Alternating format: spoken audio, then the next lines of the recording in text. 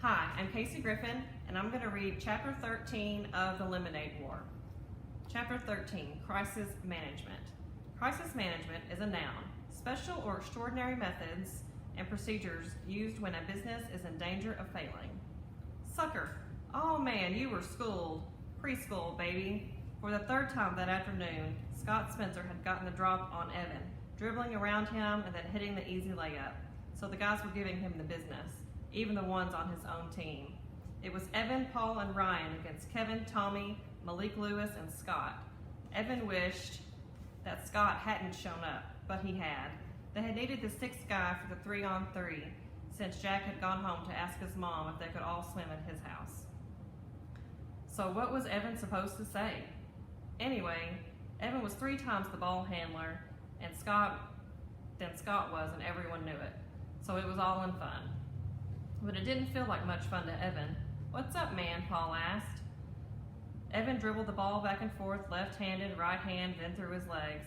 "Hey, it's hot," he said. "Yeah, it's hot for all of us," said Paul. "Get your game on, dude." But Evan couldn't get his moves right.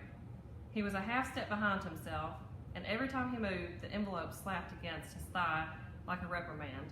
"Speaking of hot," said Ryan. Everyone turned to look. Jack was coming up the path, running at a dead dog pace. "Oh, please, God," Paul said. Let her say yes." As soon as he was in range, Jack shouted, "She said yes!" "What's up?" asked Scott. "Jack asked his mom if we could all go swimming in his pool," Kevin said. "Hey, Jack," shouted Scott, "can I come too?" "Yeah, sure," said Jack, who'd stopped running toward them and was waiting for them to join him on the path. Oh, great, thought Evan. But he wasn't about to turn down a dunk in a pool just because Scott Spencer would be there. Nobody wanted to go home for suits and towels. Kevin, Malik, and Ryan were wearing basketball shorts anyway, so they could swim in those. "We've got enough suits at the house," said Jack. "My mom saves all of our old ones." At the house, Evan changed into one of Jack's suits. He wrapped up his underwear and shirt inside his shorts and put the bundle of clothes on the end of Jack's bed next to all the other guys. It felt good to drop the heavy shorts with the envelope stuffed in the pocket.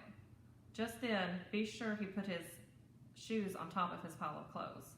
He didn't want anything happening to that money. They played pool basketball all afternoon. Even though the teams were uneven, Miss Bagdasarian brought out drinks and cookies and chips and sliced up watermelon. Every time one of them went into the house to use the bathroom, she shouted, "Dry off before you come in." But she did it in a nice way. Then, just when Evan thought the afternoon couldn't get any better, it did. Scott had gone into the house to go to the bathroom. A few minutes later, he came out dressed, his hair still dripping down his back. "I gotta go," he said, jamming his foot into his sneaker. "Did your mom call?" asked Ryan. "No, I just gotta go," he said. "See ya." He ran out the gate. "Great," shouted Evan. "Now the teams are even." And they went back to playing pool hoops. Evan didn't think about Scott Spencer for the rest of the afternoon.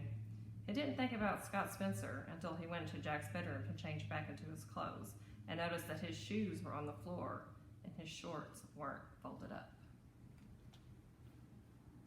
That's it.